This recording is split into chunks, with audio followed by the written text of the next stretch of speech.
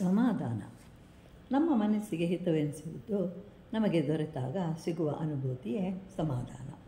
ಅದೇ ರೀತಿ ಮನಸ್ಸಿಗೆ ಅಹಿತಕರವಾದದ್ದು ಉಂಟಾದಾಗ ಅಸಮಾಧಾನ ಉಂಟಾಗುತ್ತೆ. ಸಮಾಧಾನದಿಂದ ತೃಪ್ತಿ ಆನಂದಗಳು ಉಂಟಾದರೆ ಅಸಮಾಧಾನದಿಂದ ಅತೃಪ್ತಿ ಅಸಂತೋಷ ಅಹಿತಕರ ಘಟನೆಗಳು ನಡೆಯಬಹುದು. ಆದರೆ ಆ ಸಮಯದಲ್ಲಿ ಒಂದು ಕ್ಷಣ ಸಮಾಧಾನ ಚಿತ್ತರಾಗಿ ಆಲೋಚಿಸಿದಾಗ ಆ ಹಿತಕರ ಘಟನೆಗಳು ಸಂಭವಿಸುವುದಿಲ್ಲ.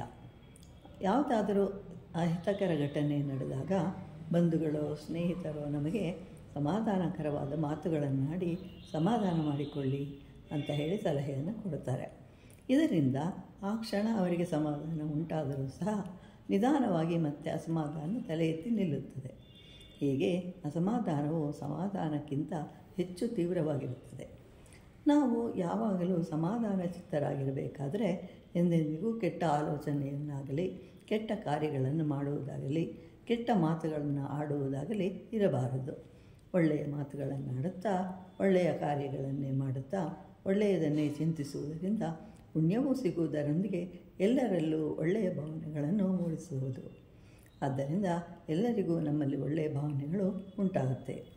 ಮಾನವನು ಸಮಾಧಾನವನ್ನು ಹೊಂದಬೇಕಾದರೆ ಭಗವಂತನಲ್ಲಿ ಭಕ್ತಿ ಶ್ರದ್ಧೆಗಳು ಅತ್ಯವಶ್ಯಕ.